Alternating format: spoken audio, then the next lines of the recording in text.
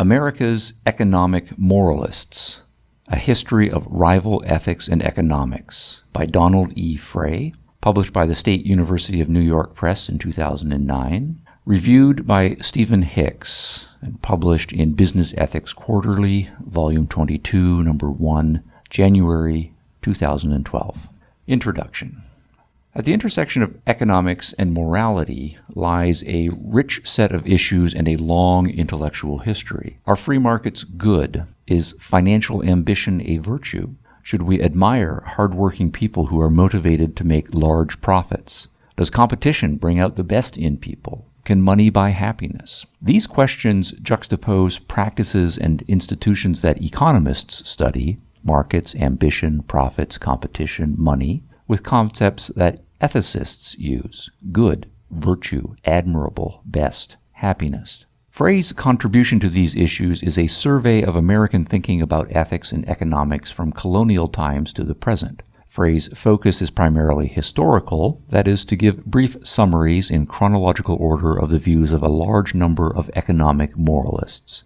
But there is also a polemical edge to Frey's narrative, as he folds in implicit praise for some thinkers' views and explicit criticism of others. Summary.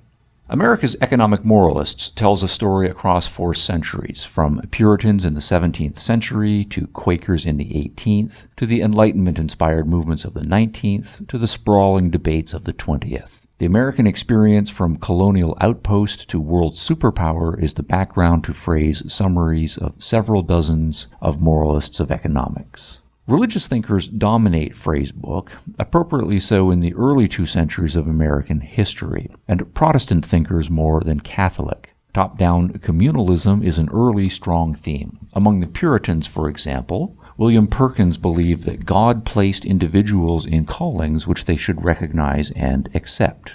John Winthrop endorsed a family-centered foundation for moral responsibility and saw property rights as temporary concessions from God that came with an obligation to use the property to serve the common good. Quakers such as William Penn believed in a direct connection of God to each person's soul, but he feared that this individualist element, in combination with our original sin, could lead to excessive and antisocial individualism.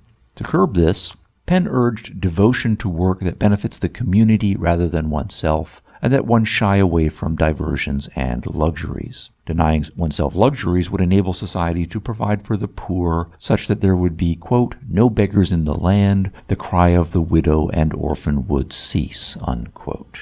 John Woolman went further in fulminating against self-interest on the grounds that it, quote, clouds the understanding, unquote, by denying our kinship with other races, thus warping our cognitive ability to assess the status of others and thus leading to slavery. To summarize, the early Americans believed that one should do what one is told by God, put one's family and the poor first, eschew recreations and luxuries, and attempt to rise above one's cognitive self-centeredness. Despite this, Frey's early thesis is that American economic morality is individualist more than it is communalist, likely in contrast to the previous communal and self-denying thought that was part of America's inheritance from Europe. With the Enlightenment of the 1700s came a more positive view of self-interest. The rise of tabula rasa theories meant a decline of original sin, and an expanded sense of the power and competence of human reason led to a decline of intellectual passive acceptance. Frey here emphasizes the Americans' legacy from England and especially the impact of John Locke's work on both theists and deists.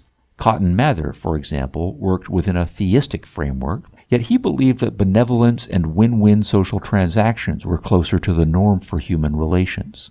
For example, the mutually beneficial trades that led to wealth also led to increased tithing.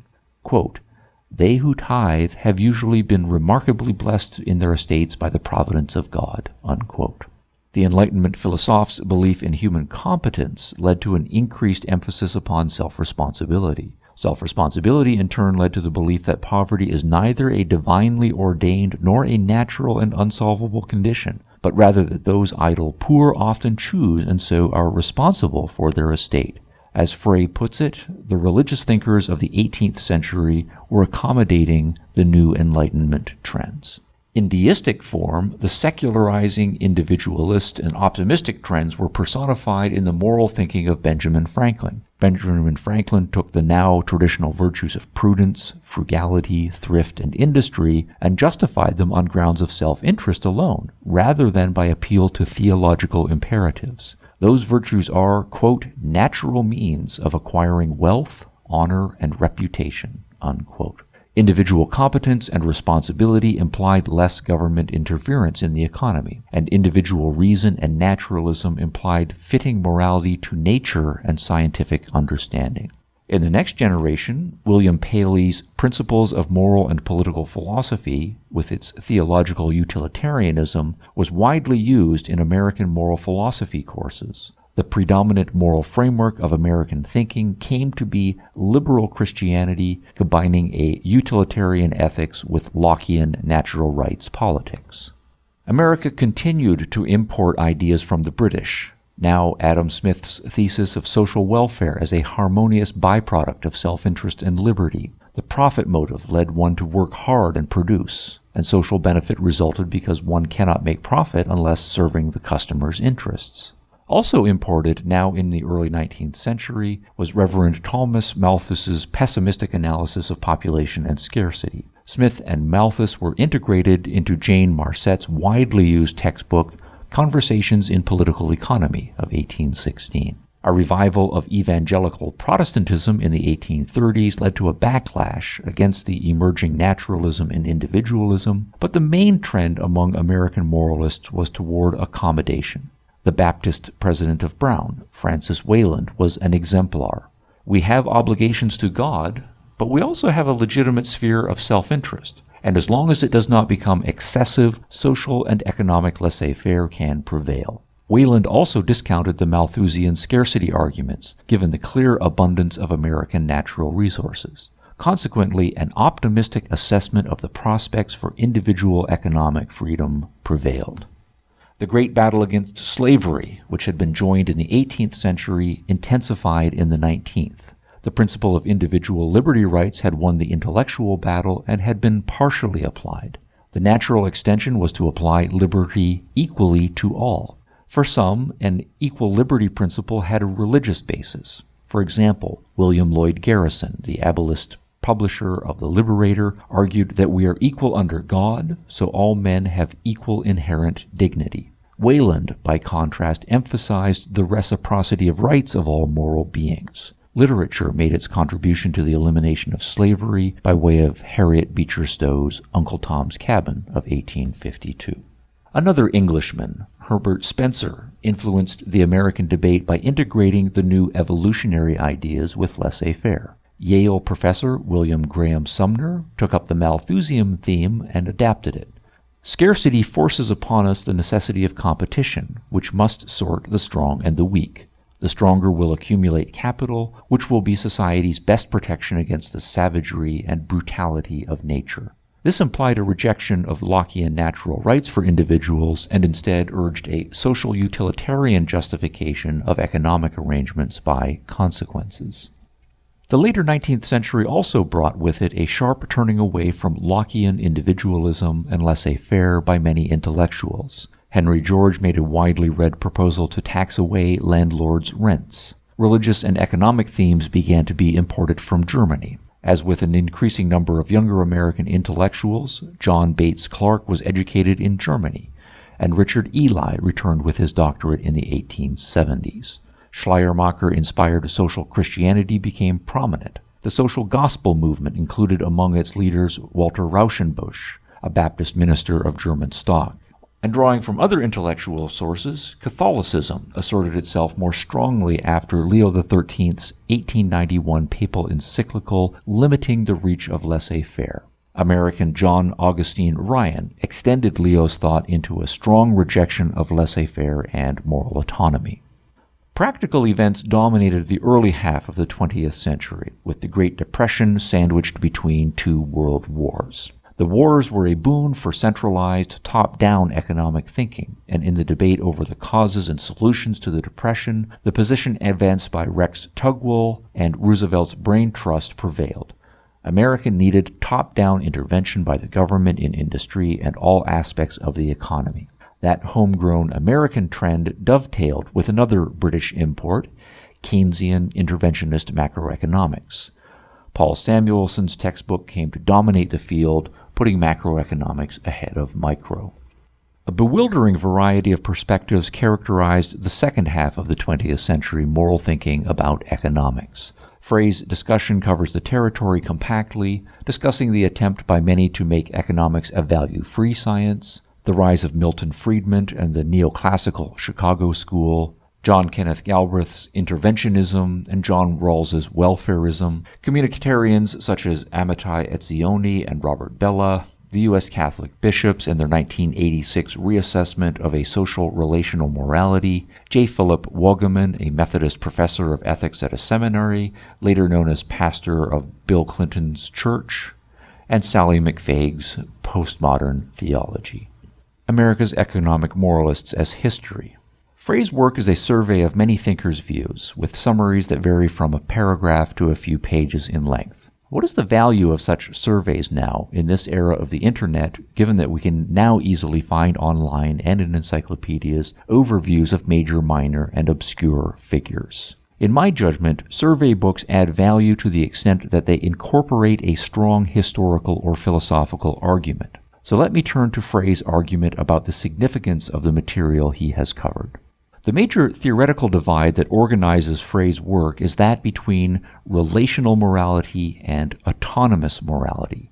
Frey introduces the distinction early on page 2 and returns to it in his concluding 16th chapter on page 205. Relational moralists emphasize the connections we have to each other and define value essentially socially.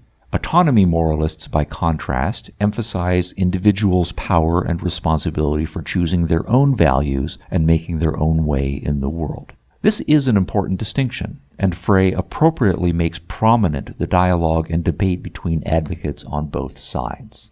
Yet Frey's emphasis upon this distinction seems to have slighted other distinctions of historical weight that could also be mined and assessed given the material he presents. For example, one clear trend over the 4 centuries covered in America's Economic Moralists seems to be toward secularization. As the centuries progress, in Frey's account, the ratio of religious to secular thinkers covered declines. Frey is more interested in the religious thinkers, devoting more attention to them and developing their themes in more detail. But the title of Frey's book is not America's Religious Economic Moralists, and given the historical trend and Frey's interest, I found myself hoping for Frey to address some follow-up questions. How strong among economic moralists is the secular trend? What explains the trend toward non-religiously based ethics? Has the naturalist trend led to dramatically different conclusions or emphases in economic morality? And what importance should economic moralists assign to the trend toward naturalistic ethics? As important to economic ethics as the autonomy-relational distinction is, so is the religious-naturalist distinction. But that distinction seems underattended to in America's economic moralists.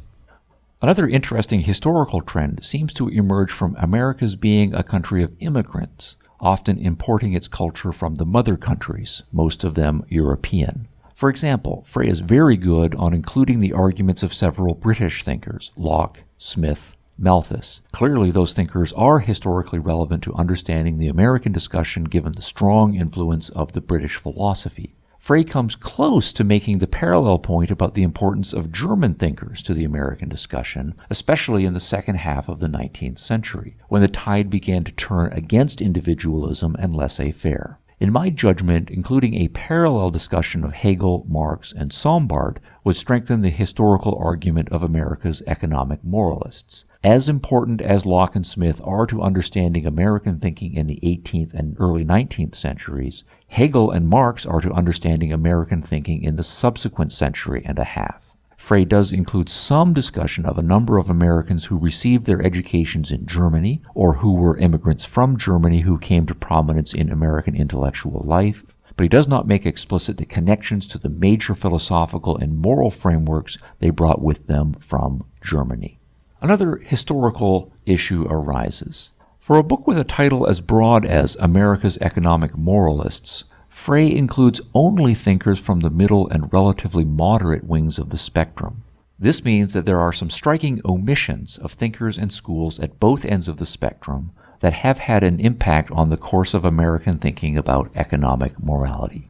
For example, none of the American socialists are included. Socialism is criticized by several of the thinkers Frey includes, but the American socialists don't get to make their case. Frey does include a brief discussion of religiously socialist communities, such as the short-lived New Harmony, and he gives passing mention of Edward Bellamy and Eugene Debs.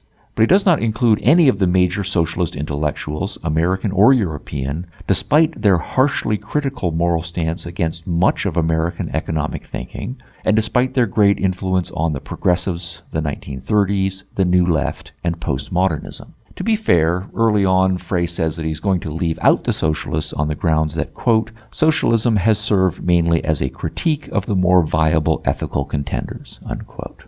But even if we grant that socialist economic morality is an outlier on the American spectrum, other omissions are striking.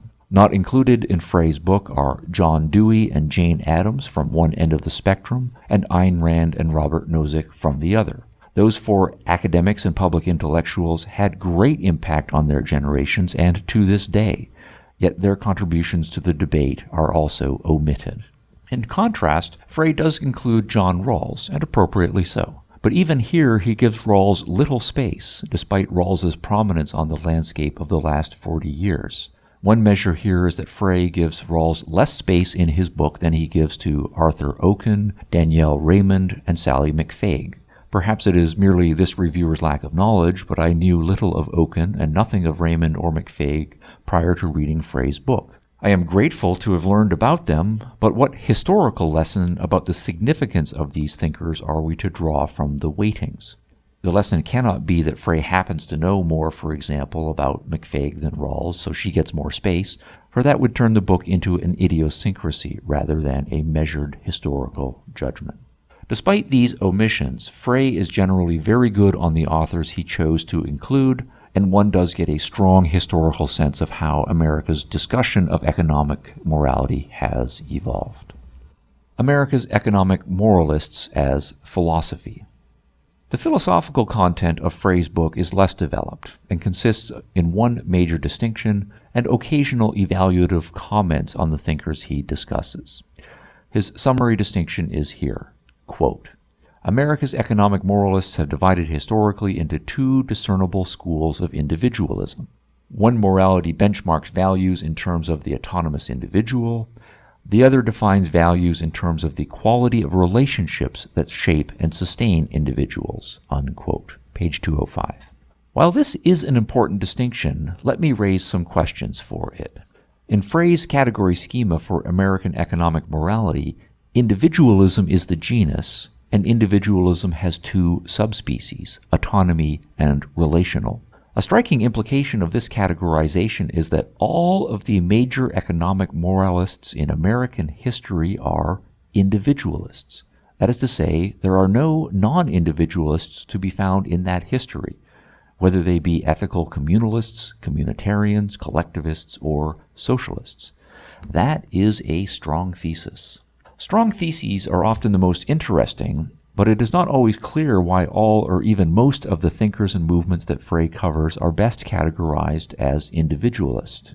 For example, in his early coverage of the colonial Puritans, Frey points out that these early Americans believed, as summarized above, that one should do primarily what is commanded by God, Perkins, that one should put others, especially one's family and the poor, first, Winthrop, that one should eschew recreations and luxuries, Penn, and that one should attempt to rise above one's cognitive self-centeredness, Woolman. What is individualistic about that set of claims? All of them seem to subordinate the individual or to see individualism as a problem to be solved. Is it that A, religiously the Puritans were Protestants, that B, in comparison to traditional Catholic theology, Protestantism emphasizes each individual's solo connection to God, and that C, in Frey's judgment, this theological distinction is the decisive categorizing feature.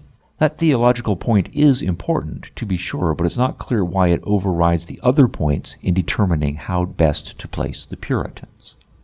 Or, in the 19th century, why are the social Darwinists individualists? The social Darwinists vehemently denied the existence of individual rights and proposed as their standard of value the good of the species, not the good of the individual. Or, more recently, what is it about communitarians such as Bella and Etzioni, both covered by Frey, that means that despite their reputation as anti-individualists, they are nonetheless best categorized as individualists? These questions and others need more addressing to determine the value of Frey's proposed category schema. Another important philosophical issue is Frey's advocacy of the relational thesis. One impression that emerges clearly early in Frey's book is that he disapproves of the autonomy position. This, unfortunately, leads him regularly not to be fair in presenting the views of thinkers whose views are closer to the autonomy position.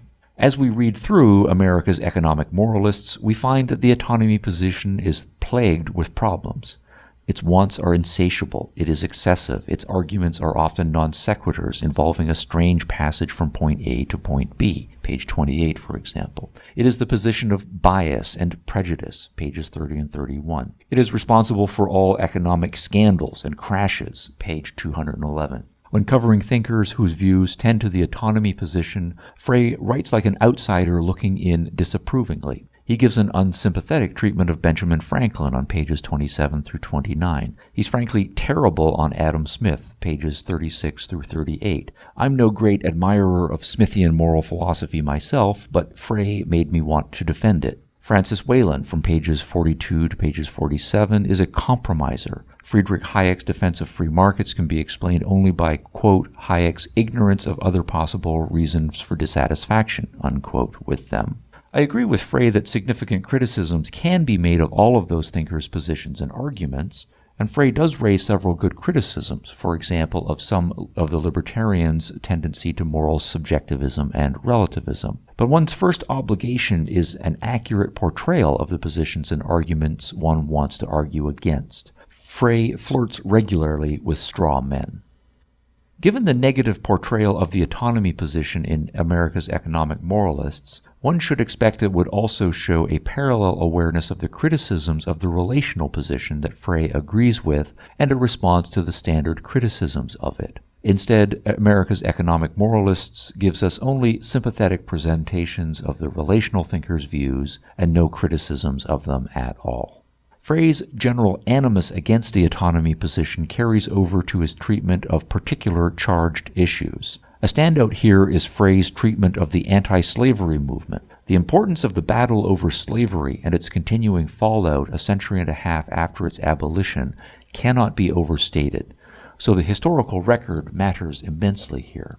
In Frey's account, the credit for the victory over slavery in the 19th century goes to the relational morality, and the blame for retarding that victory belongs almost without exception to the autonomy individualists. The relationalists emphasize our equality under God and our universal kinship as members of the human species, page 78. By contrast, the autonomists think of themselves as unique, and they subject everything, including other human beings, to cost-benefit-profit calculations, page 80. All of this is fine, as it is true that some prominent abolitionists were relationists, and some of the apologists for slavery did appeal to adversarial, self-interested arguments. But it is also true that traditionally relationalist arguments have been widely used to justify slavery. For example, racialists define humans in terms of their membership in competing racial groups, and they deny the relative importance or significance of the individual. One's racial, ethnic, or tribal relationships are taken as primary. Consequently, racialists justify their making slaves of individuals of other racial groups. It is also true, conversely, that some prominent abolitionists were autonomy individualists. A prominent example here is Benjamin Franklin, previously slighted by Frey as an inadequate thinker in the autonomy individualist tradition. Franklin, along with Benjamin Rush, was one of the co-founders of the American Society for the Abolition of Slavery. So Frey's conclusion seems to be at least premature and at worst tendentious, given that both relational and autonomy arguments have been used both for and against slavery. I don't want to overstate the above criticisms, for there are exceptions. One is Frey's comparison of three 20th century thinkers, Hayek, Milton Friedman, and Michael Novak, in Chapter 13. Frey is unsympathetic to all three, but he does give them coverage, and importantly, he is sensitive to the distinctions between neoclassical economics, libertarianism, anarchism, and traditional conservatism. Given that many relationalists, communitarians, and leftists tend to lump them together, Frey's careful parsing of the distinctions is well done. Conclusion. America's Economic Moralists is a good historical survey of mostly religious commentaries on economics. Frey's work is in part historical survey and in part a polemic against the autonomy individualists. In my judgment, Frey does a good job covering the important distinction between autonomy and relational economic moralities and many of the sub-debates therein. But there are more historically and philosophically significant themes that could also have been developed more fully, and Frey's eagerness to advance the relational view and to slight the autonomy view sometimes gets the better of his skills as historian and philosopher. End of a review of Donald E. Frey's America's Economic Moralist, History of Rival Ethics and Economics, reviewed by Stephen Hicks for Business Ethics Quarterly, published January 2012.